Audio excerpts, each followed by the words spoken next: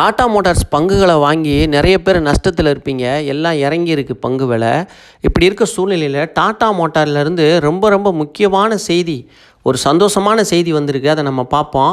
டாடா மோட்டார்ஸுக்கு இந்த ஆண்டு இறுதிக்குள்ளே மெர்ஜருக்கு முன்னாடியே, அதாவது EV car, electric vehicle, CV car, commercial vehicle இதை பிரிக்க போகிறாங்க. ஆனால் அதற்கு முன்னாடியே மிகப்பெரிய ஒரு விஷயம் நடக்க போகுது. டாடா மோட்டார்ஸ் இத்தாலியின் ட்ரக் மற்றும் பேருந்து தயாரிப்பு நிறுவனமான இவேகோவை 4.36 பில்லியனுக்கு கையகப்படுத்த திட்டத்தில் இருக்கிறாங்க.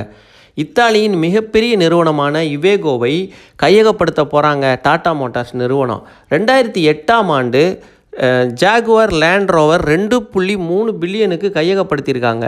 2007ஆம் ஆண்டில் டாடா ஸ்டீலு கோரஸ் குழுமத்தை 13.1 பில்லியனுக்கு கையகப்படுத்தினாங்க. அதுக்கப்புறம் டாடா குழுமத்தோட பெரிய அக்வைசேஷன்